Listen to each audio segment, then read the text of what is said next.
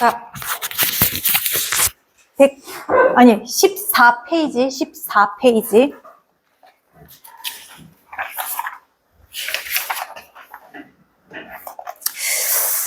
자, 우리 알루미늄하고 철하고 예쁜 조각들이 이렇게 있어.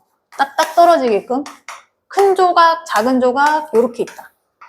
얘의 질량과 부피를 각각 측정했더니 큰 조각 21.6에 부피 8. 자, 계산하니까 부피분의 질량하니까 2.7 나오고 요거를 내가 작은 조각으로 측정했더니 요렇게 해서 똑같은 밀도가 나왔다. 얘가 이 숫자가 얼만큼인지 얘가 요거당 요거 갖고 있는 비율은 항상 2.7로 동일하다는 게 특징이야. 자, 철도 마찬가지고 딱 봤을 때 철의 밀도는 7.9고 알루미늄의 밀도는 2.7이다. 숫자가 클수록 밀도가 큰 거지. 얘를 또 질량과 부피 요 그래프로 나타낼 수 있거든. 자, 가로축이 부피, 질량이 세로축. 자, 그랬을 때 자, 알루미늄 조각의 부피를, 밀도를 내가 그래프에 표시할 거야. 자, 부피가 1일 때 요것의 질량이 2.7이니까 요거를 알루미늄 요렇게 표시할 수가 있어. 요 점을. 양이 많아져도 요렇게 될 거야, 아마. 그리고 철의 밀도는 1일 때 7.9니까 이게 철의 밀도일 거야.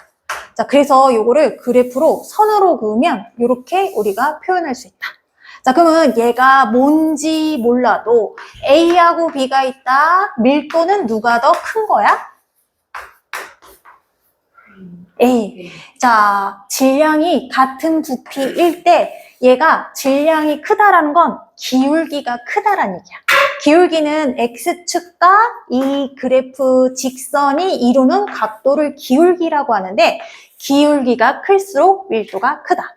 자, 그래서 이 그래프의 기울기는 밀도를 의미한다. 밀도를 의미한다. 자, 그리고 만약에 이렇게 점으로 찍어져서 하나의 선에 만난다라는 건 무슨 뜻을 갖고 있냐면 밀도가 같다라는 얘기야. 그래서 이렇게 우리가 물질의 밀도를 표현할 수 있다.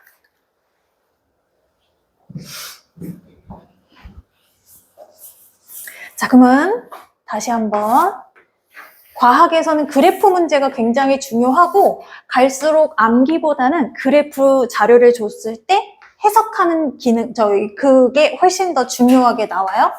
그래서 얘가 질량, 얘가 부피. 네.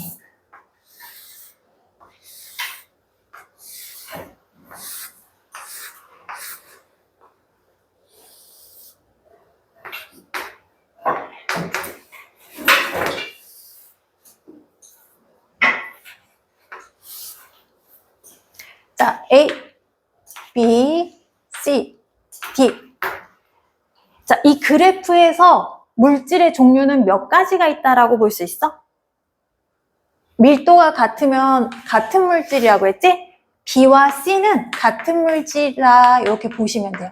질량이 달라지니까 부피도 달라지는데 이 비율이 똑같다라는 거야. 그러면 아까 얘가 작게 잘라도 7.9가 변하지 않는다면 이 그래프에서 기울기가 똑같이 나오게 돼요. 그래서 D 이렇게. 밀도가 가장 큰 거는 A 이렇게. 자, 그러면 이제 얘네들을 살짝 줄여서 얘를 B, C 이렇게 할게. 자, 동일 부피당 질량이 가장 많은 건, 질량이 가장 큰 값을 갖고 있는 건 누구야? A, B, C. 그치? 자, 질량하고 밀도는 비례야, 반비례야? 질량하고 밀도는 비례야, 반비례야? 비례지, 그치? 자, 그러니까 밀도가 큰 게 질량이 큰 거지, 그치? 자, 그러면 동일 질량당 부피가 가장 큰 것은?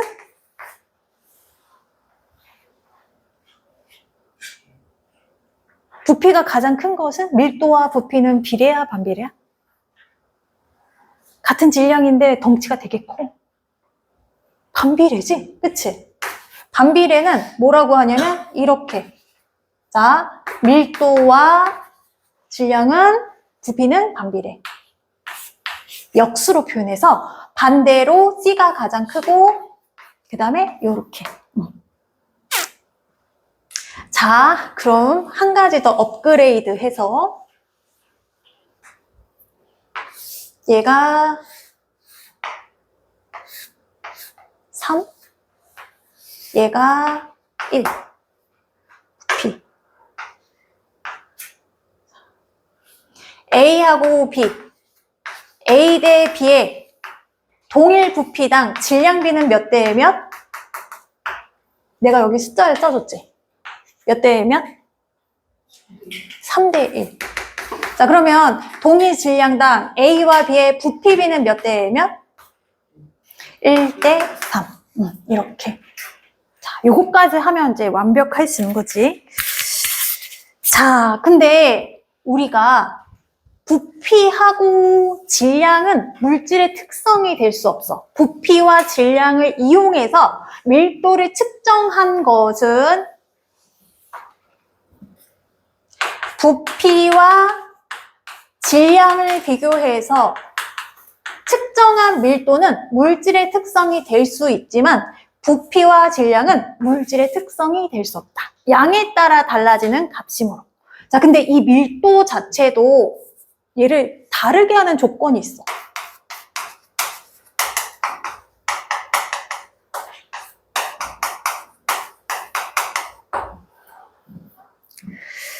자, 일정한 온도와 압력이라는 관계가 있게 되거든.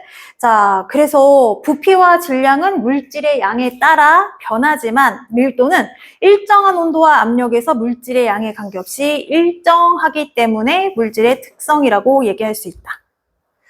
자, 근데 요 밀도라는 애가 고체, 액체, 기체인지에 따라서 조건이 달라져. 고체와 액체의 특징은 온도와 압력에 따라 부피 변화가 크지 않거든? 매우 적어. 자, 고체, 액체, 기체의 입자 배열이 있거든? 물질의 상태.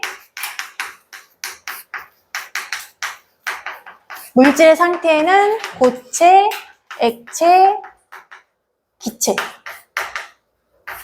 재현이? 자, 이렇게 나누는 기준이 뭐지? 입자 운동이 활발한. 그렇지. 입자 운동이 활발한 정도. 고체는 가장 둔하게 다닥다닥 있는 거야. 얘가 갖고 있는 입자 길이 잡아당기는, 끌어당기는 힘.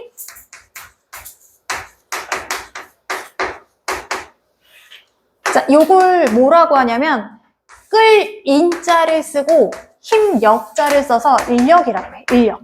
유인하다, 인도하다. 이거 인자가 끌어당긴다는 얘기거든? 그래서 끄는 힘을 인력이라고 하는데 입자 간의 인력하고 얘가 온도에 따라 운동성이 달라지거든? 운동성하고 비교했을 때 얘는 운동성이 둔하고 상대적으로 인력이 강한 물질이라 얘네가 다닥다닥 붙어 있어서 입자 간의 공간이 매우 좁은 게 고체고 액체는 인력이 운동성이 조금 더 활발한 거야. 그래서 액체 같은 경우 흘러가는 성질을 갖고 있잖아. 운동성도 활발해지면 인력이 상대적으로 약해져서 얘네가 중간 정도의 입자 배열을 갖고 있는데 조금 더 활발한 정도의 이렇게 입자 배열을 갖고 있다. 자, 입자 사이에 공간이 있긴 하지만 얘네 두 개의 특징은 뭐냐면 압력이나 온도에 따라 크게 늘어나거나 줄어드는 이 차이가 거의 적다라고 봅니다.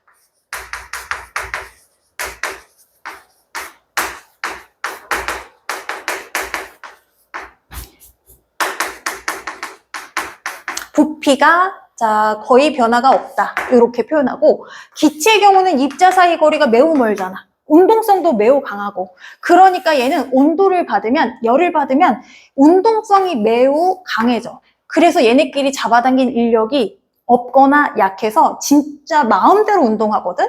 자, 그러니까 얘는 온도에 따라 이 공간의 크기가 엄청나게 큰 변화를 갖고 있는 거야. 자, 그래서 고체나 액체는 그냥 부피, 질량 이렇게 구하지만 기체의 경우는 온도에 따라 부피 변화가 크기 때문에 반드시 얘가 갖고 있는 온도 그리고 기압에 따라서도 부피가 달라지거든. 자, 강한 압력으로 눌러주면 기체는 부피가 스프링처럼 줄어드는 성질을 갖고 있어. 그래서 온도와 압력에 따라 기체 부피가 달라지기 때문에 기체의 밀도를 표현할 때는 반드시 온도와 압력을 함께 표시해야 한다.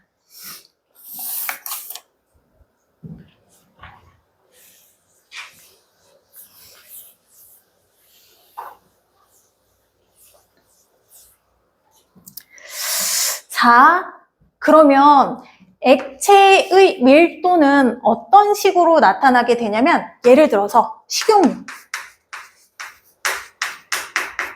물, 그 다음에 글리세린. 글리세린 어디서 들어봤어? 슬라임 만들 때 쓰지 않니? 한참 니네 7살 유치원 때 슬라임 한참 유행해서 막 집에서도 만들고 했던 것 같아. 우리 아이들이 너네하고 비슷해. 큰 애가 중2고 작은 애가 초6인데 걔네 유치원 초등학교 1학년 때 집에서 슬라임 만든다고 막 난리 쳤던 기억이 나. 그거 막 뭐였지? 색깔 있는 점토 그거 뭐라고 하지? 칼라? 그거 뭐라고 하지? 이름 있잖아. 요즘 안 만졌더니 기억이 안 나. 클레이?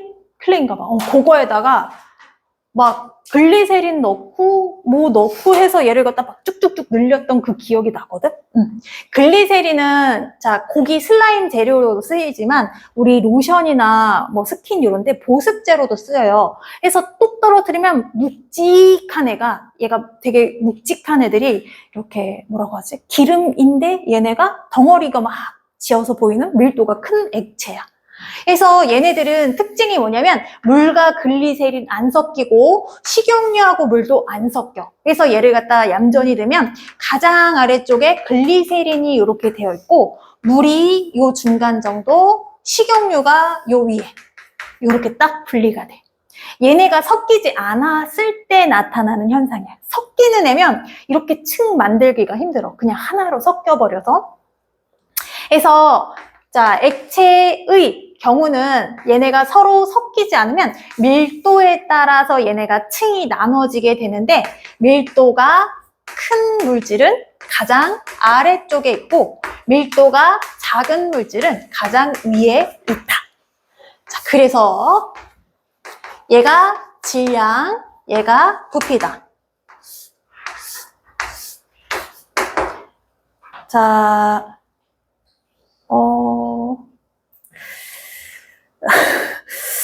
뭐지 이름이?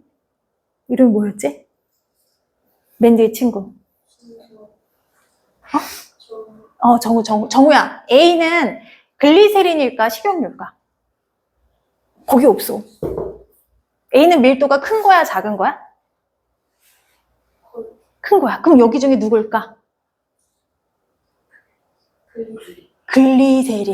그렇지. 여기에서는 가장 아래에 있긴 하지만 여기에서는 기울기가 가장 큰 게 밀도가 큰 거니까 글리세린. 요 중간은 아마 물일 거고 가장 작은 건 식용유겠지. 물의 밀도는 1이야. 그래서 식용유는 1보다 작은 값이어야 되고 글리세린은 1보다 큰 값이어야 돼. 자, 여기다가 내가 어떠한 고체를 넣었다. 나무 토막 넣고 여기다 토마토 집어넣고 여기다가 돌멩이 집어넣었다. 자, 그러면 돌멩이하고 글리세린하고 누가 더 밀도가 큰 거야? 돌멩이, 그리고 글리세린, 그리고 물, 그리고 토마토, 그리고 식용유, 가장 위쪽에 나무 토막. 이렇게 순서대로 찾아주시면 돼요.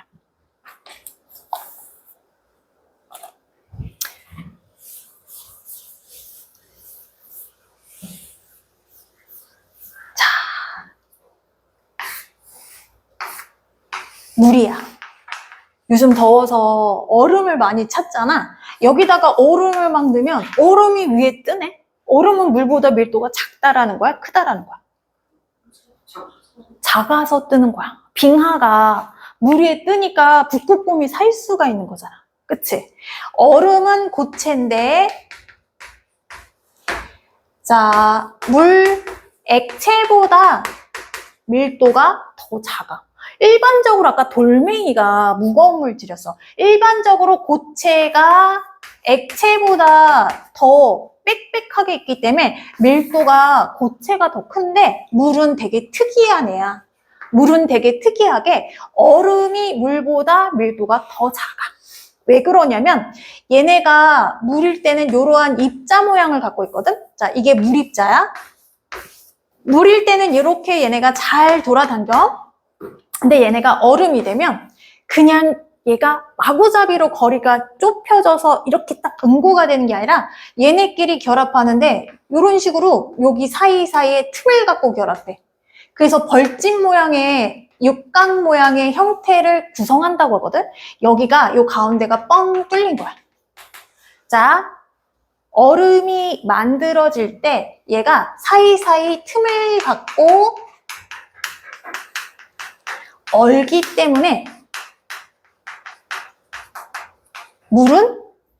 얼음은 물보다 밀도가 더 작다. 자, 그래서 얼음이 녹잖아? 밑으로 내려오는 거야. 자, 얘가 얼면 위로.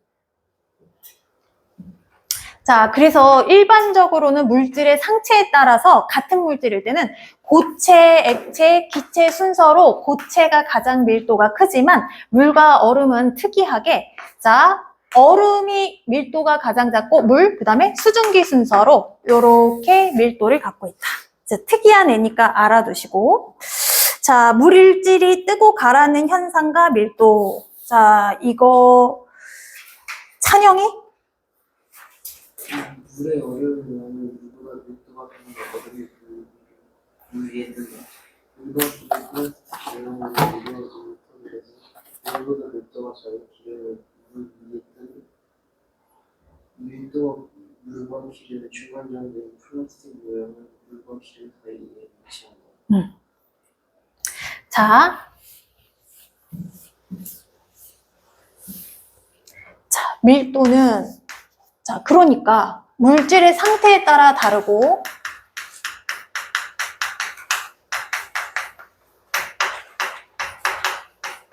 그리고 얘네가 기체인 경우는 온도와 압력에 따라 다르다.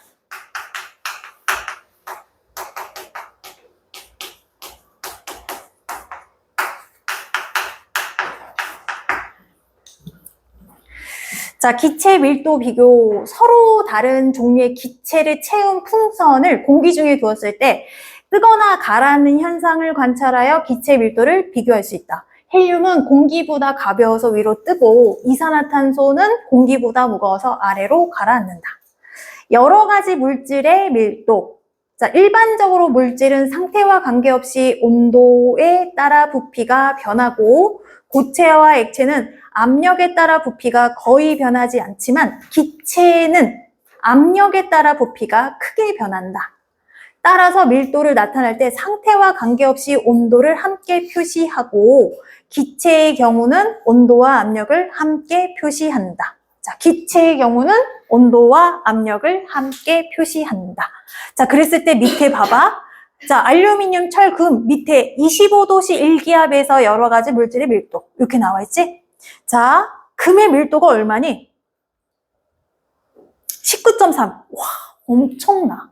물이 1인데 알루미늄이 여기 2.7 나왔고 자, 철이 7.9 나왔잖아. 자, 근데 금이 19야. 19면 엄청나게 무거운 거고 자, 식용유 0.92, 그 다음에 물이 1, 그리고 글리세린이 1.26. 딱 얘네가 섞이지 않는 액체라면 층이 딱 나눠질 거다라고 보면 되겠지. 헬륨, 산소, 이산화탄소 보니까 이산화탄소가 0.0018로 가장 무겁고 헬륨은 0.00016으로 매우 가벼운 기체다. 그래서 자, 우리가 알고 있는 이 세상에 존재하는 기체 중에 가장 가벼운 기체는 수소기체고요. 수소기체 다음으로 가벼운 건 누구냐면 헬륨이야. 헬륨이 수소기체 다음으로 가벼워. 그래서 얘는 내가 불면 막 위에 뜨는 거야. 자, 온도와 압력을 같이 표시하게 된다. 자, 온도에 따른 물질의 밀도 변화 혜준이 읽어봐봐.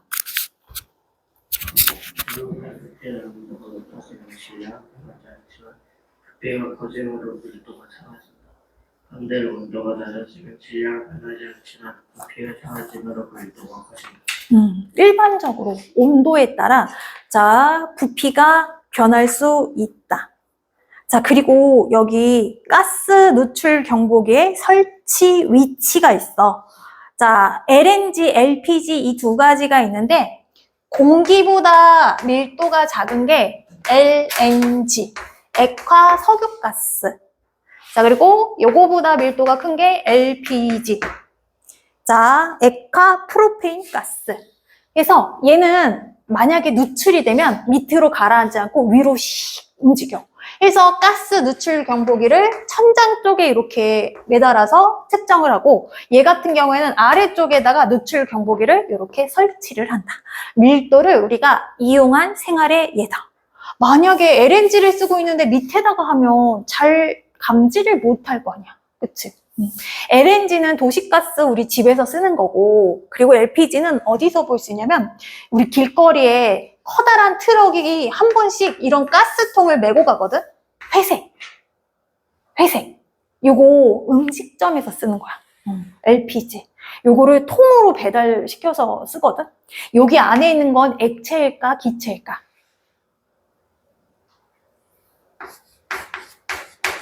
L이 뭐야? 액화, 리퀴드, 액체로 한 거야. 그러면 프로페인 가스를 액체로 어떻게 해? 어떻게 만들었을까? 기체를 강한 압력으로 누르잖아? 누르고 하면 얘가 스프링처럼 줄어들어. 그럼 얘네가 액체로 변신하거든? 이 통이 강한 압력으로 얘를 눌러주는 역할을 하는 거야. 자. 다시 일상생활에서의 밀도의 이용.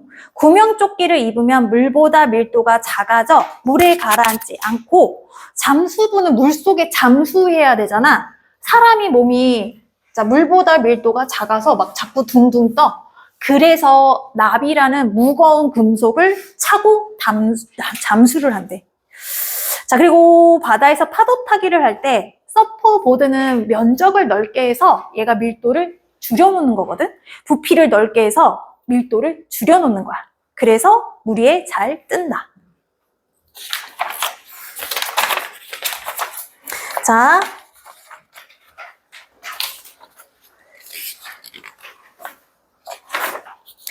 우리 25페이지에 1번, 2번 풀어보실게요. 25페이지 1번, 2번.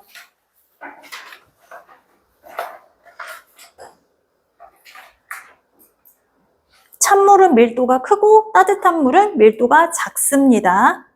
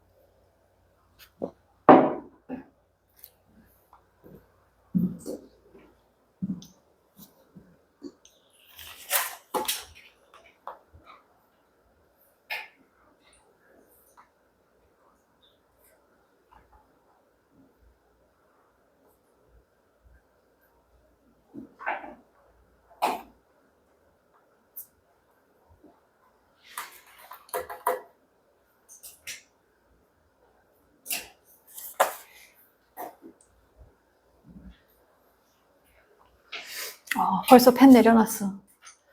다 풀었어? 재인이 학교 어디야?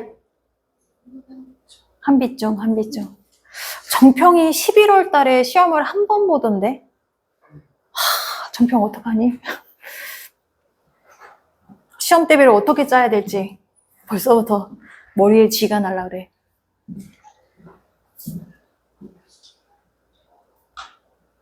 지우야, 학교에서 어디까지 배우다가 방학했어?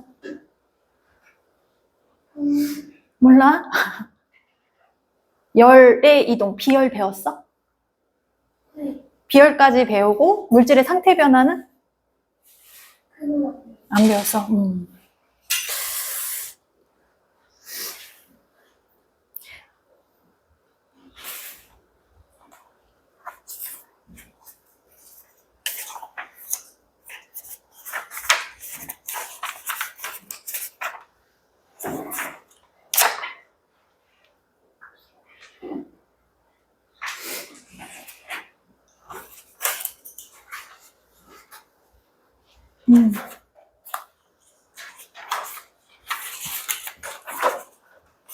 자, 제인아, 1번 답이 몇 번이야? 4번. A의 밀도가 가장 작은 게 아니라 D가 가장 작다. 자, B와 C를 보니까 둘 다 밀도가 2로 동일하니까 밀도를 이용하여 구별할 수 없다. 같은 물질이라서. 자, 식용유에 넣었을 때 물 위에 뜨는 물질은 밀도가 작은 D. 4번이 정답이고, 자, 그 다음에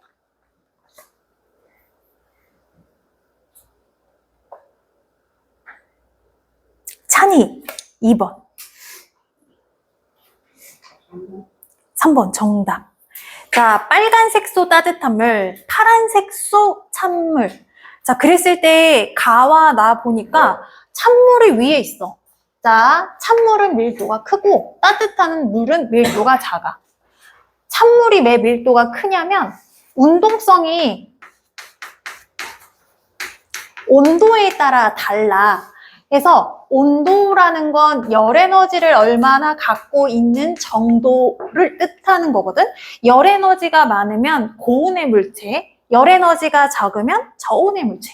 그래서 자, 온도가 높아지면 운동성이 같이 얘네가 증가하게 되는데 찬물은 온도가 낮아. 그러면 운동성이 둔해. 그러면 운동성하고 인력이 있을 때 운동성이 둔하면 얘네끼리 서로 끌어당기는 힘이 강해져. 그래서 얘네가 다닥다닥 이렇게 가까운 물질로 변신하거든. 그럼 밀도가 작아서 아래로 내려앉고, 자, 따뜻한 물은 운동성이 강해져.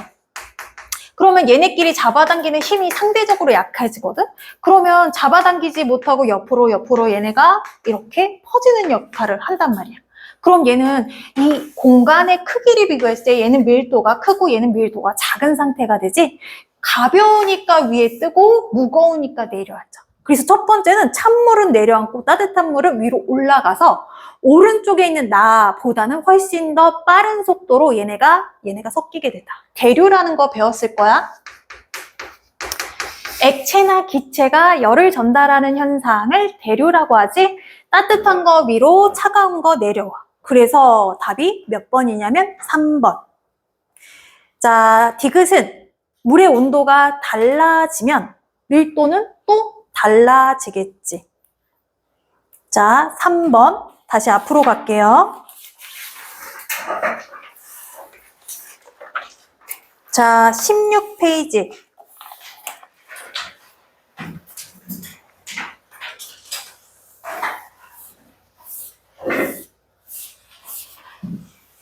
자, 16페이지 이제 끓는 점.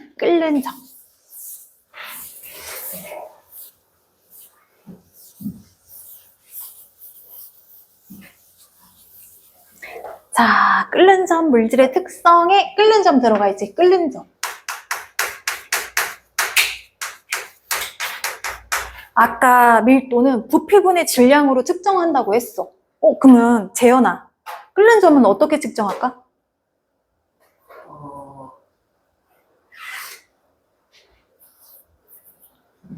재현이 라면 끓여 먹어봤어? 그럼 어떻게 스프랑 라면을 넣어야 될 때를 어떻게 알아?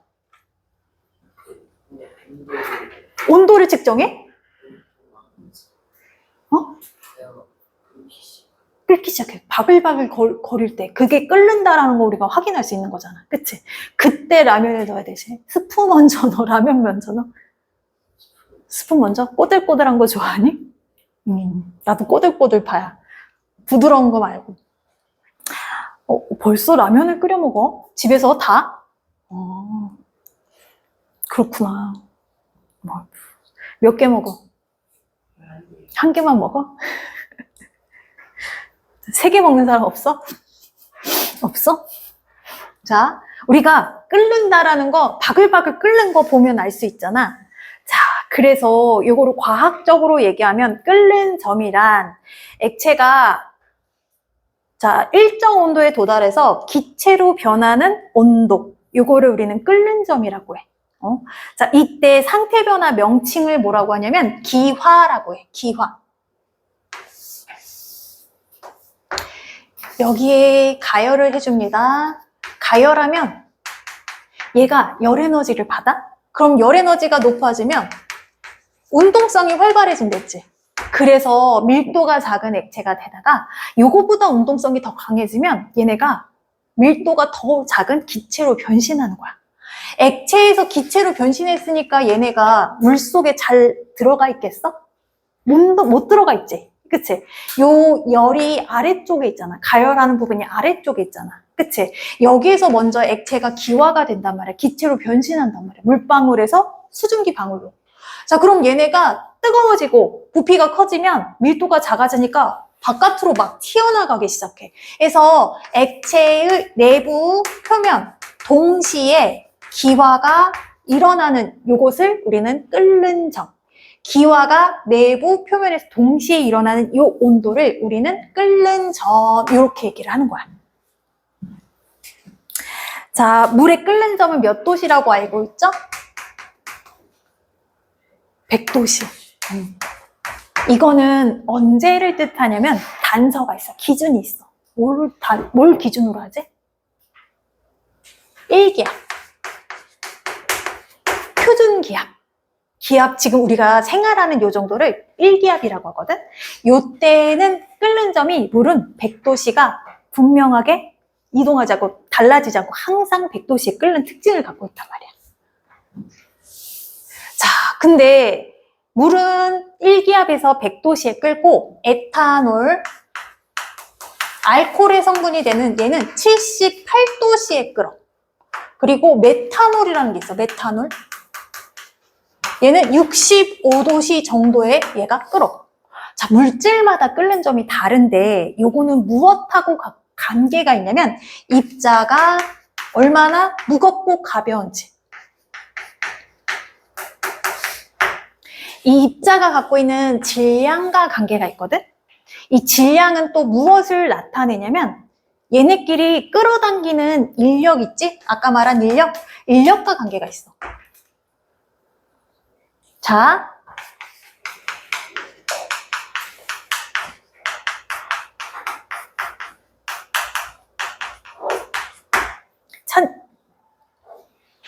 자, 혜준아, 만유인력의 법칙 누가 얘기했어? 뉴턴. 이거 뭐야?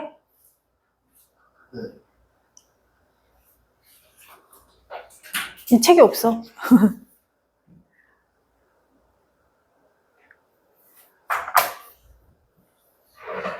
자, 이게 한자로, 외국말을 한자로 바꿨지? 만자가 모든 것은 갖고 있다. 끄는 힘을.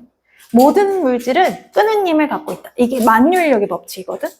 그래서 우리 흔히 뉴턴하면 사과나무에서 사과가 떨어지는 걸 보고 뭘 발견했다? 중력을 발견했다. 이렇게 얘기하잖아. 자, 만유인력의 법칙에 숨은 뜻이 있어. 무슨 뜻을 갖고 있냐면 모든 질량을 갖는 물질은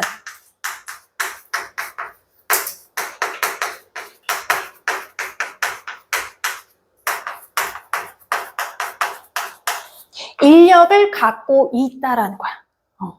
자, 그러면 혜준이도 질량을 갖고 있고, 자, 그 다음에 찬희도 질량을 갖고 있고, 각각 다 질량을 갖고 있단 말이야. 몸무게, 질량을 다 갖고 있단 말이야. 그러면 니네는 인력이 있다는 거야, 없다는 거야? 있다라는 거야, 니네도. 공기도 굉장히 작지만 인력을 갖고 있다라는 거야. 자, 근데 얘네가 갖고 있는 인력의 크기가 무엇과 관계 있냐면 질량과 비례한대. 인력의 크기가 이 물질이 갖는 질량에 비례한대. 그래서 질량이 크면 인력이 강하고 질량이 작으면 인력이 약한 거야. 자, 그래서 지구상에서 지구보다 질량이 큰 게 있을까?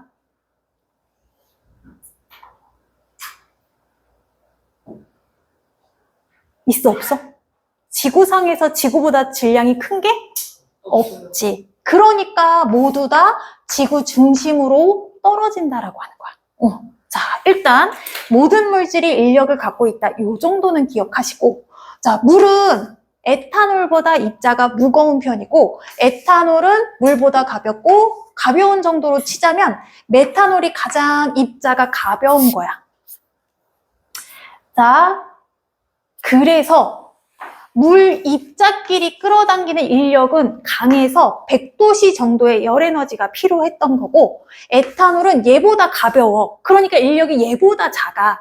그럼 얘는 78 정도의 열에너지가 필요했던 거고, 얘는 얘보다 작고 더 가벼워. 그럼 얘는 요것보다 더 낮은 온도의 열에너지가 필요한 거지. 그치? 자, 그러면 산소는 끓는 점이 영하 183도씨, 그리고 물은 끓는 점이 100도씨. 자, 그러면 물하고 산소하고 누가 더 질량이 크고 무겁다라는 거야? 물이. 크고 무거운데 인력이 강한 거야. 열에너지가 더 많이 필요한 거지. 그치? 자, 그러면 얘가 갖고 있는 입자가 나타내는 성질이니까 물은 물만의 고유의 입자, 에탄올은 에탄올만의 고유의 입자, 각각의 고유 입자가 정해져 있거든? 그러니까 물질의 특성 DNA와 같은 존재 아니겠니? 그래서 얘가 압력에 따라서 온도 변화는 있지만 압력이 일정하다면 그 물질은 항상 일정한 끓는 점을 갖고 있기 때문에 이것은 물질의 특성이다. 자, 끓는 점이란 액체가 끓어 기체로 상태의 변화하는 이 명칭을 액체에서 기체로 변하는 거를 우리는 기화라고 해.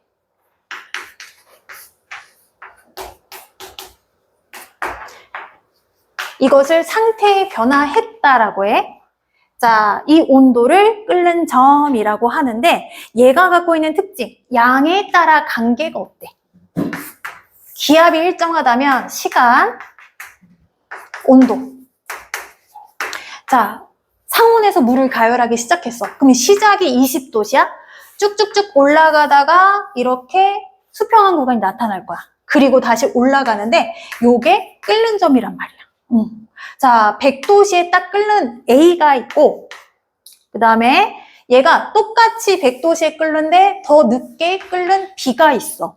자, 끓는 온도가 같다라면 입자가 갖고 있는 성질이 똑같다라는 거야. 자, DNA 검출했는데 제 사람하고 이 사람하고 DNA가 똑같아? 아, 이 사람이 그 사람이구나. 범인 잡을 때 DNA 갖고 왔잖아. 그런 것처럼 온도가 똑같다? 아, 얘는 같은 물질이구나. 자, 근데 A하고 B가 뭐가 달라? 끓는데 걸린 시간이 달랐던 거야. 그럼 누가 더 양이 많다고 보는 거야? B가 더 양이 많다라는 거지. 온도가 올라가는 게 아니라 시간이 더 오래 걸리는 거야. 얘 같은 경우, A 같은 경우 100개를, 자, 온도를 막 열에너지를 주고 기체로 변신시켜줬는데 그 작업을 오랫동안 하는 거야. 더 높은 온도를 주는 게 아니라. 자, 우리 세 식구 밥을 먹고 있었어. 손님이 온대. 그러면 한 사람당 갑자기 2그릇씩 먹는 게 아니라, 자, 손님이 오는 요 일원수대로 밥을 늘리면 되잖아. 밥 공기수. 이런 식으로. 자, 2명이 먹었으면 2인분인데 5명이 먹으면 5인분인 것처럼 얘네가 2인분에서 3인분 추가되는 거지. 갑자기 2인분이 2그릇씩 늘고 이렇지는 않다라는 거야. 적절한 비유가 되는지는 모르겠어요. 자, 해서 액체의 끓는 점 측정하기. 물과 에탄올을 10, 20 각각 했을 때 양이 적은 게 먼저 끓고 양이 많은 게 나중에 끓는다. 자, 그러나 물질의 양을 달리하면 끓는 점에 도달하는 시간만 달라질 뿐 끓는 점은 변함없이 일정하다. 그래서 물질의 특성이다. 그래서 이 시간을 조절할 수 있는, 시간을 다르게 할 수 있는 요인은 일단 물질의 양, 그리고 불꽃의 세기. 자, 만약에 여기서 생뚱맞게 더 높은 온도에 이렇게 끓기 시작했어? 그럼 얘는 다른 물질이야. 끓는 점의 개수에 따라 물질이 몇 가지가 있는지를 알 수 있다. 자, 시간, 온도. 각각의 끓는 점을 내가 측정했어. A, B, C,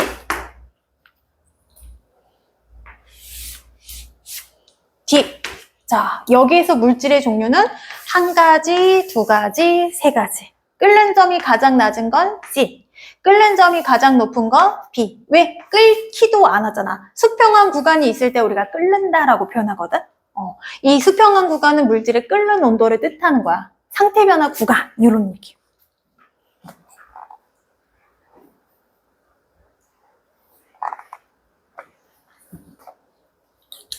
자, 우리 16페이지에 보조단 물질의 종류에 따라 끓는 점이 다른 까닭. 이거 제인이 세 번째 보이지? 물질의 종류에 따라 끓는 점이 다른 까닭. 읽어봐봐. 물질을 구성하는 물질 사이의 영역이 약한 물질은 끓는 점이 낮고 입자 사이의 영역이 강한 물질은 끓는 점이 높기 때문이다. 그 사이의 영역, 에탄올이 갖고 끓는 점은 아주 에탄올이다. 그치, 맞아요. 자, 우리가 에탄올의 끓는 점 측정 장치, 요거 실험 장치 잠깐 볼게요. 뒤에 한 번 더 나오긴 하지만 과학에선 그래프도 중요하고 실험 과정도 중요해.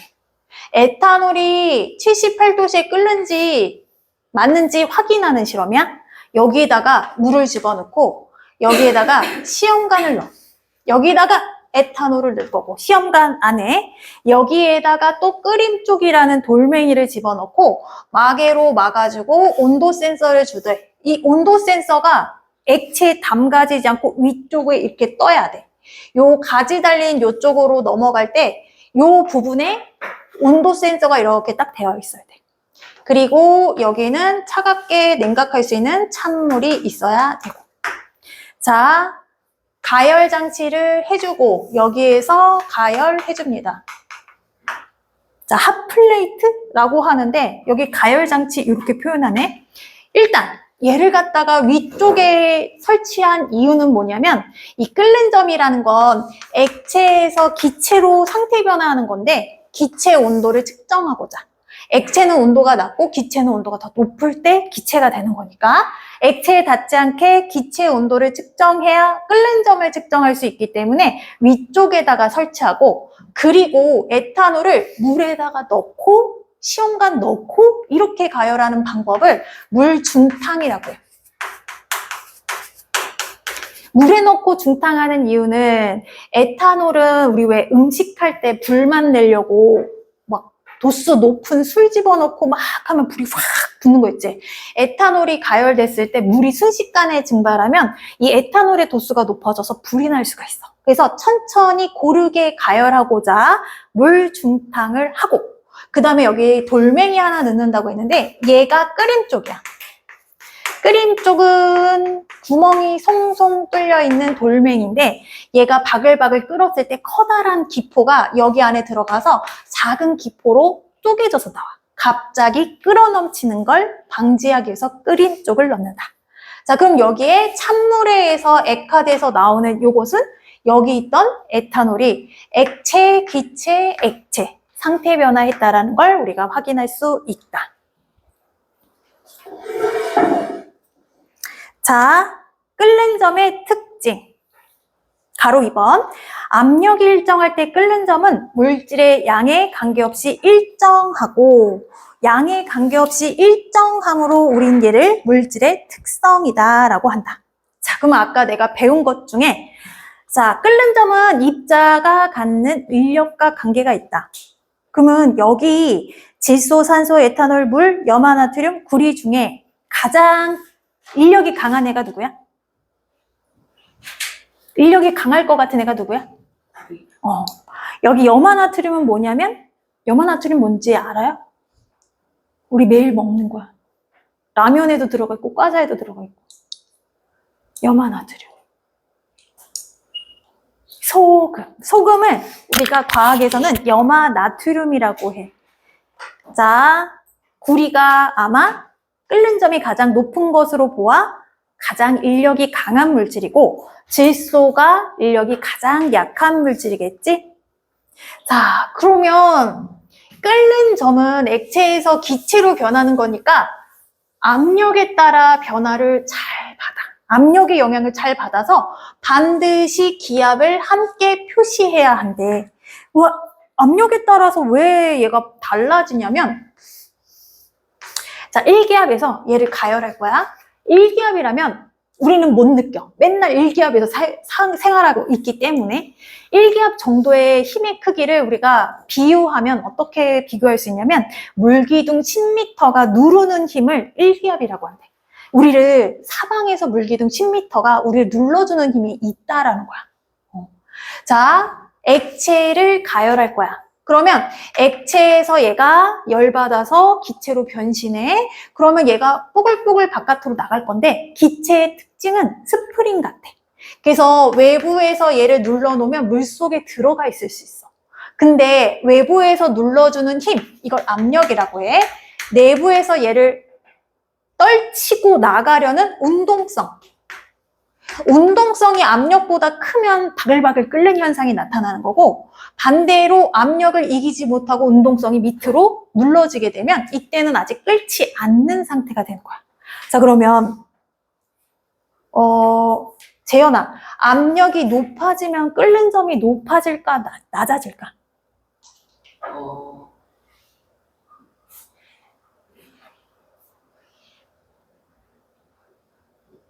맞아, 높아져. 외부에서 누르는 힘이 됐다 세단 말이야. 그럼 100도씨가 돼도 안 끓는 현상이 나타나. 반대로 압력이 작아지잖아? 그러면 얘네가 100도씨가 안 됐는데도 바글바글 끓어서 물이 사라져버려. 그래서 끓는 점의 특징은 기압에 따라 달라지니까, 기압이 일정하다면 이 끓는 점은 변하지 않는다라는 거지. 자, 그러면 일반적으로 외부 압력이 높아지면 끓는 점이 높아지고, 외부 압력이 낮아지면 끓는 점이 낮아진다. 우리 히말라야 산맥 우리 등정하는 사람들 있잖아. 막 산맥 산 올라가서 막 등정하는 어몽길 그 대장님 그렇게 알고 있지? 자, 히말라야 산은 우리가 알고 있는 산 중에 굉장히 높은 산인데, 거기는 끓는 점이, 물의 끓는 점이 80도씨밖에 안 된대. 그래서 높은 산에서 밥을 짓잖아? 여기에 쌀이 있고 물이 있어.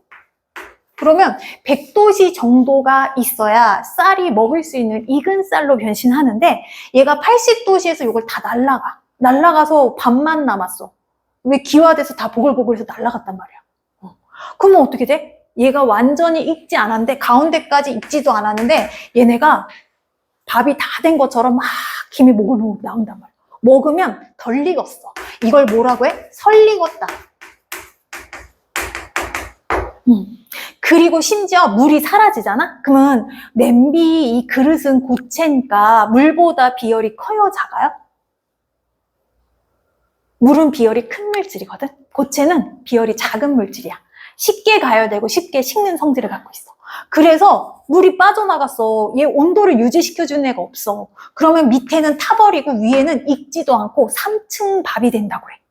그래서 높은 산에 가면 외부 압력이 줄어들어서 얘를 눌러주는 스프링 같은 애들을, 이 기체에는 스프링이라고 했잖아. 눌러주는 힘이 적으니까 튕겨져 나가져 버리는 거야.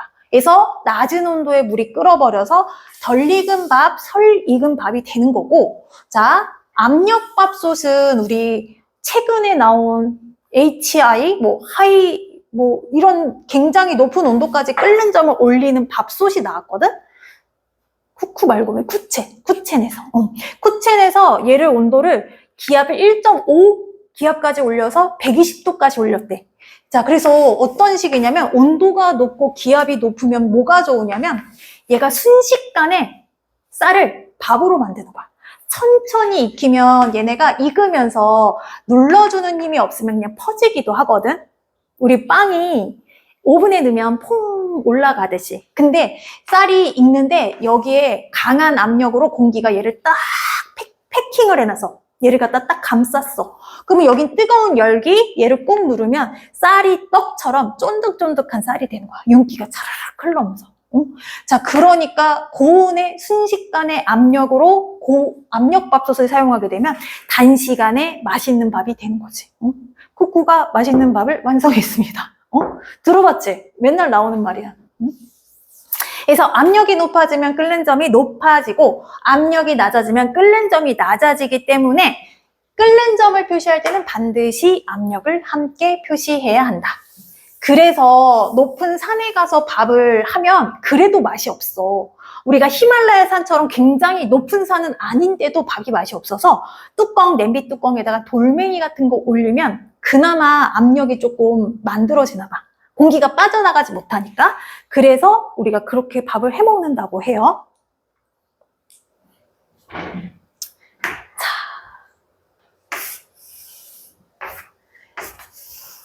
감압용기 알아? 몰라?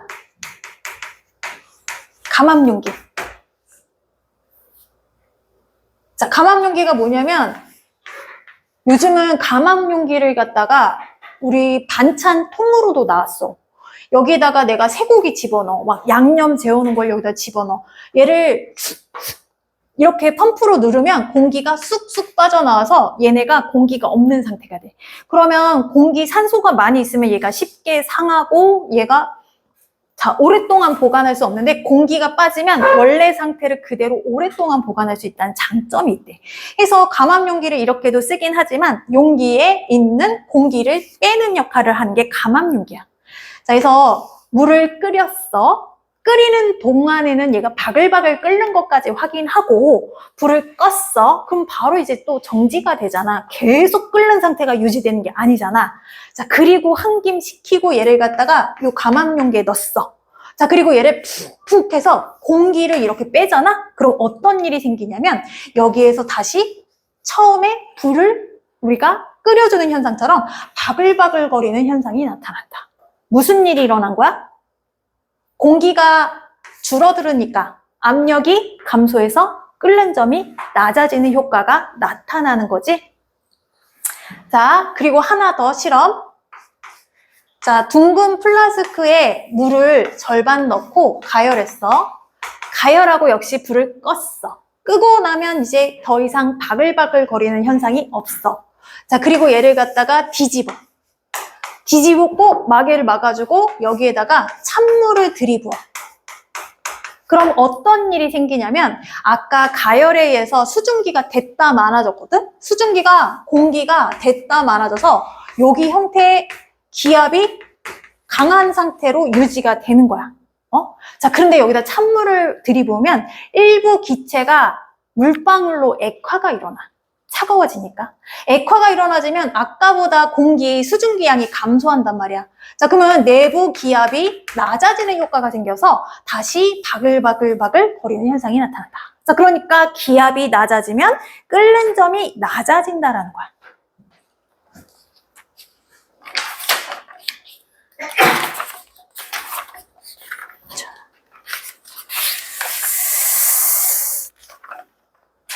잠깐만요.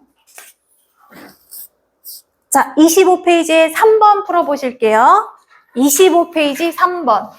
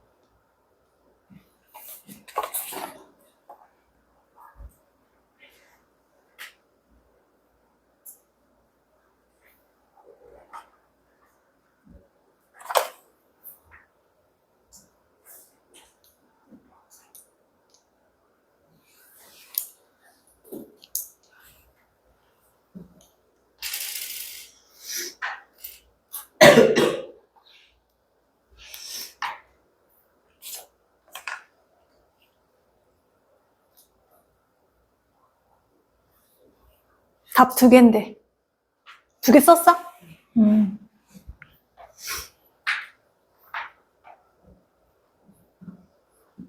오케이. 다 풀었네. 자. 하준이 12번 답? 아니, 2번 답? 아니, 3번 답?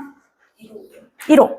자, 이거 뭐냐면 얘를 당겨. 그러면 여기 안에 있는 수증기, 물의 양은 동일한데 공간이 넓어져. 그러면 얘네가 몰려있으면 압력이 세진데 공간이 넓어지면 압력이 줄어들어. 자, 압력이 줄어들면 끓는 점이 낮아져서 다시 바글바글 끓는 현상이 나타난다. 1번, 5번. 자, 2번은 0도씨 이하에서도 녹는다. 얼음은 얘가 녹으려면 온도도 필요하지만 온도와 압력에 따라서 상태에 변화할 수 있는 특이한 물질이야. 얼음은 0도씨보다 높은 온도에 녹고 얘가 압력을 주면 얼음의 구조가 파괴가 되면서 순간 물로 녹거든요. 그래서 온도와 압력에 따라 상태에 변화하는 특이한 물질이 얼음이다.